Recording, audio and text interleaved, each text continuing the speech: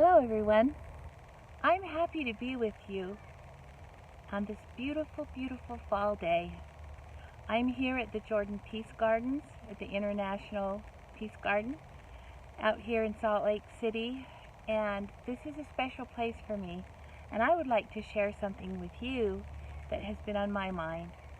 Do you believe that you and God together are creating your life, and that He has planned specific things for you to learn and do and be, and challenges to go through?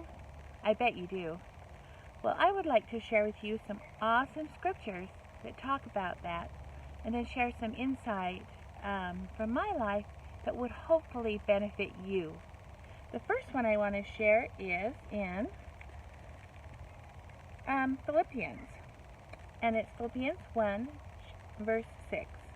Being confident of this very thing, that he which hath begun a good work in you will perform it even until the day of Jesus Christ. So Jesus Christ has begun, or Heavenly Father, whichever way, or God, has begun a good work in you, in your life. He already began it when you were young. Everything you've been through is creating the you that you know now, and that you're experiencing now. And of course, that's no big secret. But I think it's really powerful. So here's another one that I just love. And it's in Hebrews chapter 12, verse 2. Looking unto Jesus, the author and finisher of our faith. Isn't that beautiful? The author and finisher of your faith. That means of your life, of your journey. So you're creating with God your life and what you're choosing to grow and learn from in your life. All the experiences. Here's another one. It's beautiful. And this one is found in the Book of Mormon for all the Christians there. We do believe in Jesus Christ. Absolutely. And this is something that was written by Moroni a long time ago. And it's Moroni chapter 6. And it says, watchful unto prayer, it's a halfway through a paragraph, relying alone upon the merits of Christ, who was the author and finisher of their faith. So it's talking about people back then. Relying alone upon the merits of Christ, who was the author and finisher of their faith. Isn't that beautiful?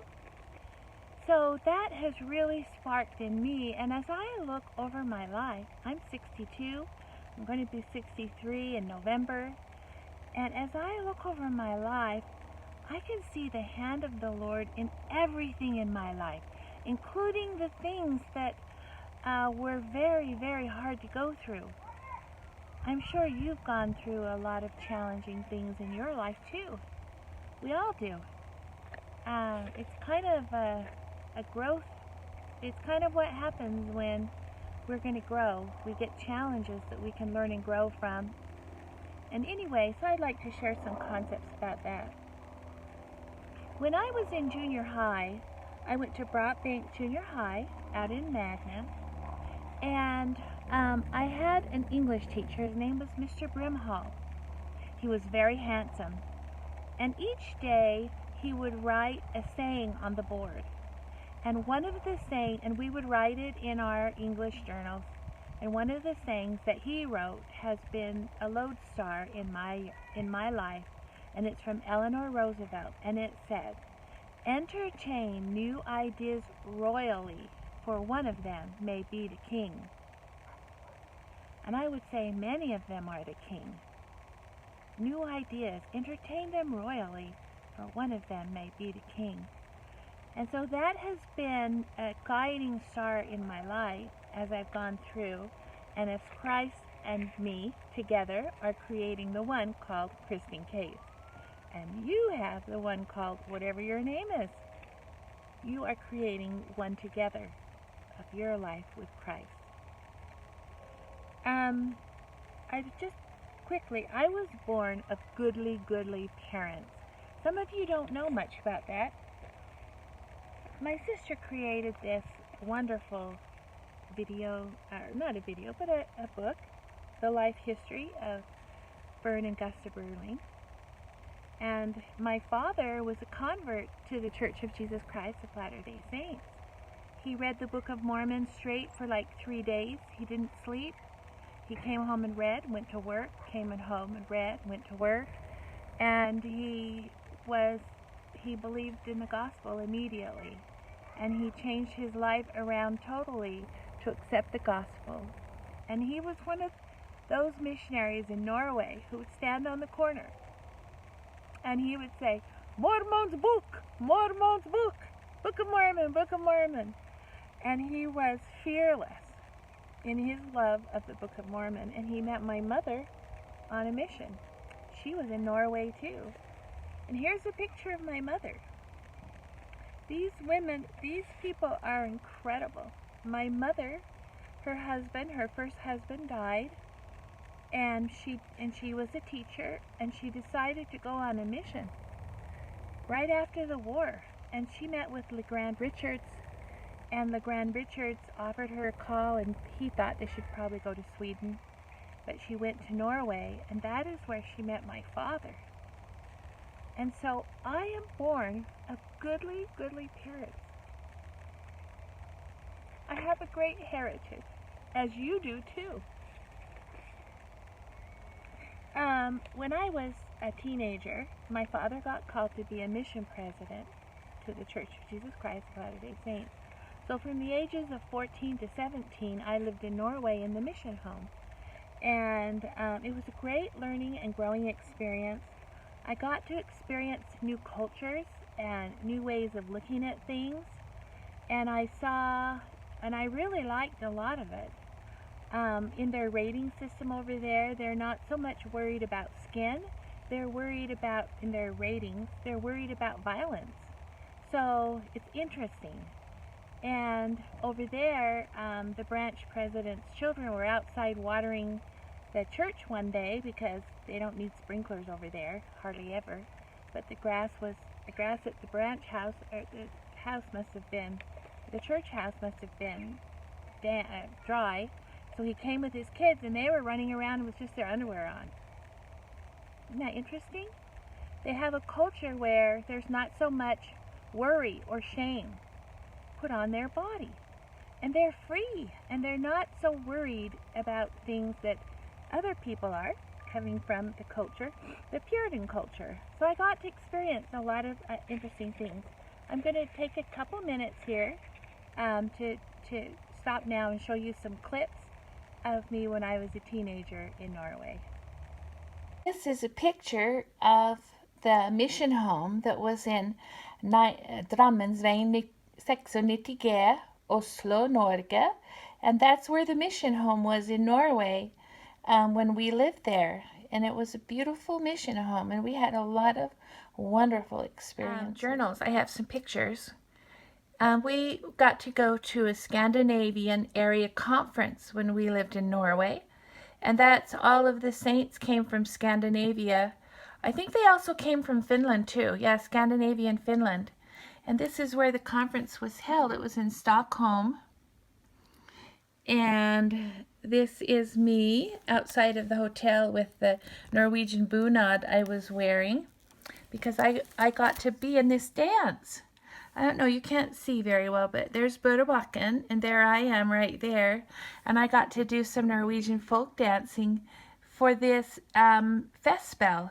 It was a cultural evening for a conference that was held in 1974 for the Church of Jesus Christ of Latter-day Saints in Stockholm, Sweden.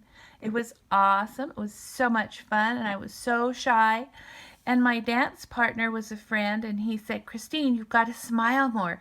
When you dance, you've got to look at me more and be more engaged with me, you know, like be more present instead of worried and shy." And so he was coaching me on how to act the part more for the dancing. It was really fun.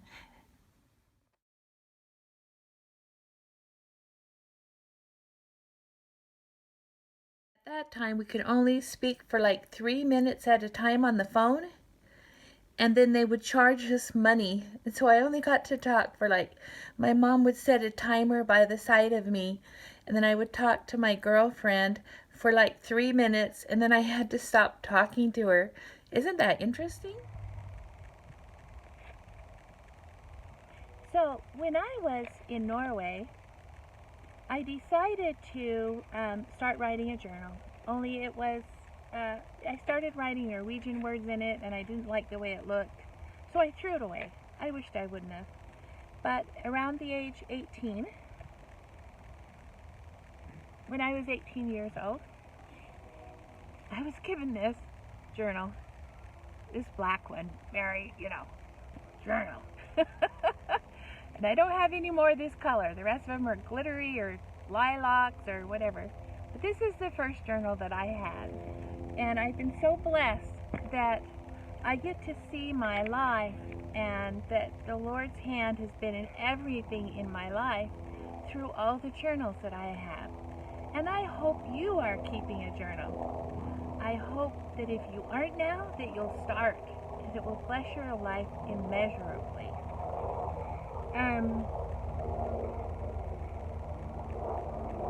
So everything you go through, the good, the bad, the ugly, that song, everything creates the person that you know of as you. And it depends if we take the situations, we can become bitter by them, or we can, right even in the middle of difficult situations, we can say, this is interesting.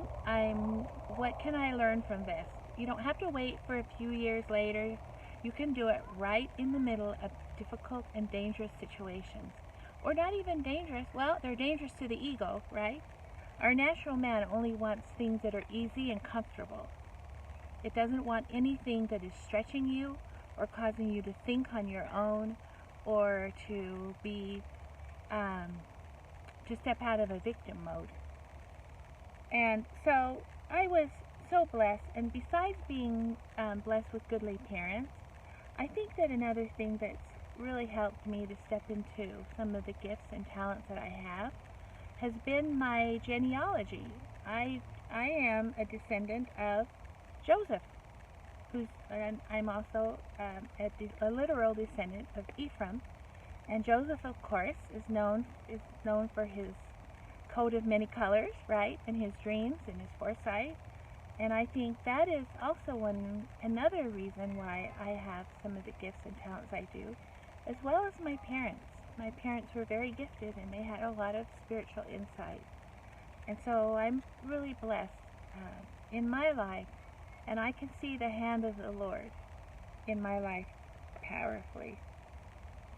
I also know that because of that, because of Eleanor Roosevelt's thought of being open to new ideas, I have been very open to people, books, seminars, any kind of way I could grow and learn from people who are members of my faith and people who are not. And I can say that I have really been blessed by that ability to see the good in everything and to glean wonderful insights from all different personalities and peoples and cultures. And I'm so grateful for that in my life. I'm going to show a picture. So this is a picture here of Samuel. He was in Eli's house. It's an Old Testament story, and during the night he heard the word of the Lord, and he kept coming to Eli 3 different times.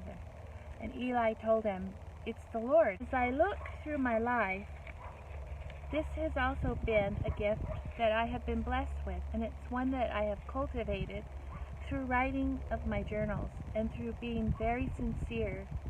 And I had a great foundation in growing up. We went to church, we believed in Christ, and I personally tried the best I could to be the best. I wanted to be perfect. Of course, that wasn't, possible. And so, it's not possible to be perfect, but I wanted to. And I tried as best as I could to be a great child and to be able to do everything perfectly. And that created some drama in my life. But I grew and learned from that too, right? From everything we can grow and learn from. So the Lord is the author and finisher of your faith too. I want to share an experience that I wrote about in my journal, and it happened 27 years ago.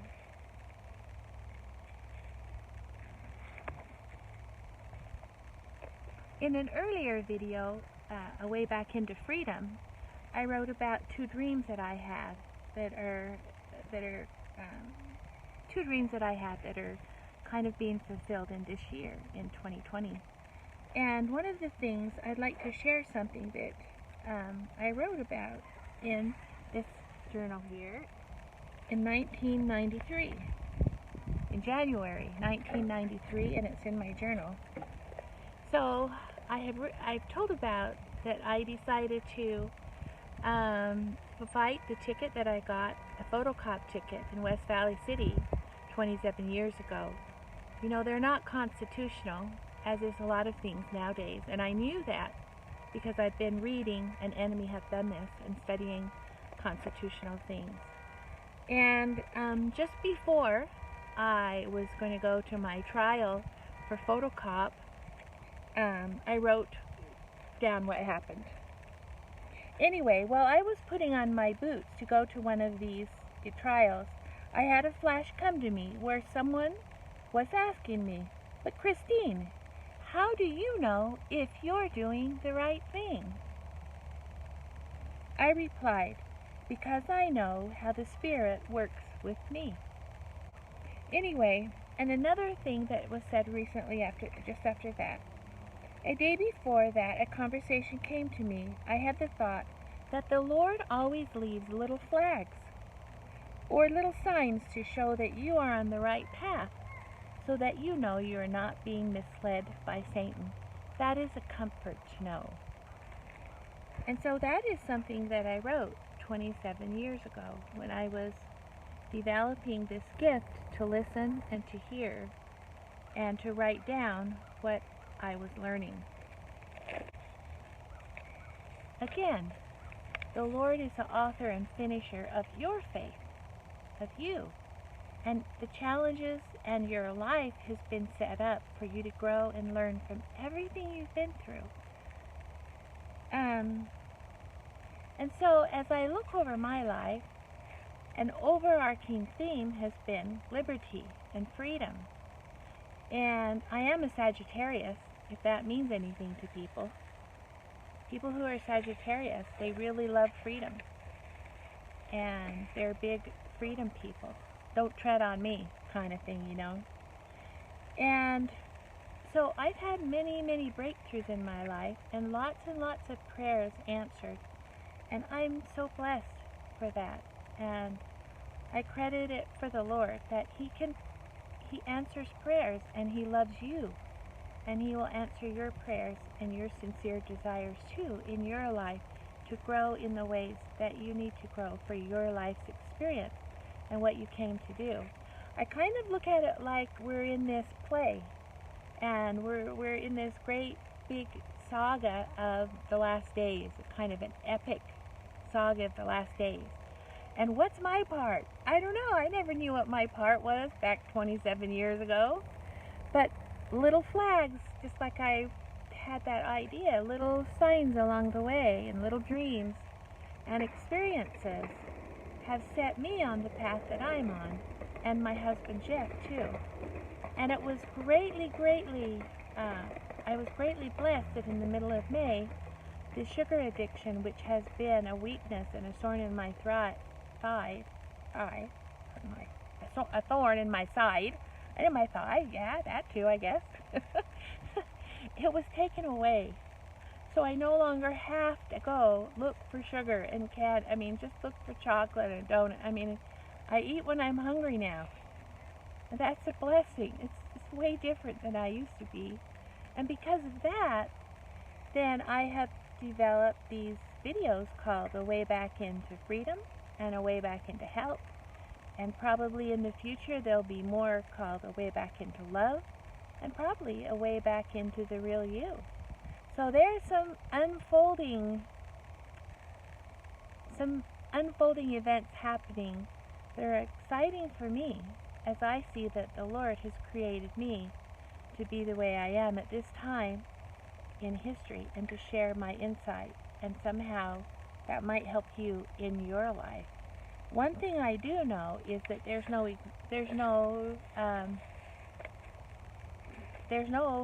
that you were meant to be here at this time. If you're here, you're supposed to be here at this time. And we know that you volunteered to be here at Earth, on planet Earth at this time. And the Lord has a plan for you in your life, and how it's going to fold together and how it's going to come together. We don't know yet. I still don't know. I'm on this grand adventure, and there's little flags along the way, like I felt inspired about 27 years ago. And part of it is physical freedom, like physical freedom, like with your body, so that you can move. And it's hard, physical freedom is important. And then there's also liberty, as in the freedom to exercise what you believe in, your conscience, that no one can dictate to you what you should be doing with your life. That's your conscience. And God, together you create your life. A long time ago, well, not a long time ago, probably 5 years ago, at around Christmas time, I heard the Lord tell me, Christine, something new wants to be born through you. And as you know, I have that gift to listen and to write down and to ponder. And I'm like, that would be great. And I wondered what it was. And a lot has happened in these past 5 or 6 years. And then the next year following, I heard it again. Only this time it was from Heavenly Father. And I grew a lot, and I learned a lot during that time too. And those are things that I haven't shared yet. But it's just an unfolding adventure. It's like an unfolding saga. Well, I don't know to call it saga, but an adventure in your life of how God is the author and finisher of your faith. And we're still not finished yet. And even after we pass away, we're not finished. People on the other side still continue to grow and learn. And that's an awesome idea, isn't it? And so I just wanted to share with you how God and Christ is the author and finisher of your life. That there is a reason why you're here. And you probably know. I mean, some of you have already had children and grandchildren, or some of you may be very young. I don't know. So we have an outer purpose for being here on earth and an inner purpose. We have some things that we've already accomplished and some things that we're yet to accomplish. But the goal is to keep on moving, keep on growing, keep having an open mind, so that God can work with you through all kinds of means and people and ways. And then you listen to your spirit, and you'll be guided to know what your path is for you. And just like how I said earlier, I didn't know when I was 27 years old, and I fought a photocop ticket, and it was, you'll have to listen to that video. I didn't know that it would set a precedent for me right now to be one who is so aligned with freedoms. I didn't know in 2004, I think I had the mask dream. I didn't know back then, in 2004, that in 2020, I had a dream in 2004 that everyone was walking around wearing masks.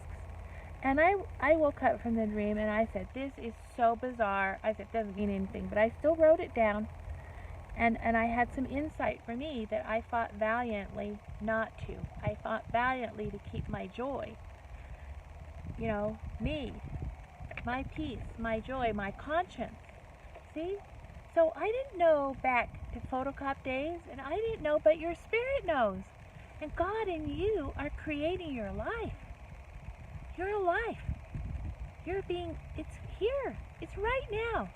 It's so amazing. And I wanted to stop with this, to end with this. Jonathan Cahn, he's written The Harbinger, and he was part of a celebration of remembering the pilgrims that came to the United States of America 400 years ago.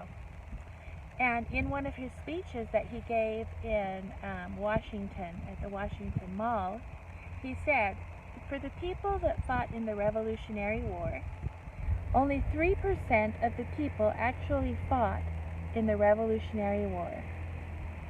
And 10% of the people supplied money and foods to the people who fought. So there's 10%. 37% of the people who were colonists back at that time of the Revolutionary War, they fought against the colonists. So 37% of the people living here in America fought against the colonists. And 50% of the people did nothing. Isn't that interesting? It's fascinating to see. So you're here at this time, in this remarkable time in history, where people are waking up to what's going on, and they're wondering what their life's purpose is, and they're wondering about what their gifts and talents are. So I would encourage you, if you haven't already started writing in a journal, start writing your thoughts in a journal. I'm also doing one. I've done a video so far with my daughter Jen. We haven't put it out yet, about dreams. And if you're a person who wants to develop that gift of dreaming, then purchase for yourself a journal that's just for dreams, your dream journal. Because I have mine throughout my 20 journals, my dreams, and it's crazy. It's so hard to find them. But it's okay. So you get to learn from some of the things I went through, if you want, or not. It's up to you. Anyway, so this is a great season to be alive, and I know that you are here on earth for a reason. God is beginning and ending a work in you. He is the author and the finisher of your faith, of your life. He's creating your life with you. Thank you so much for listening. Enjoy this beautiful day and this beautiful season that we're in. Thank you so much.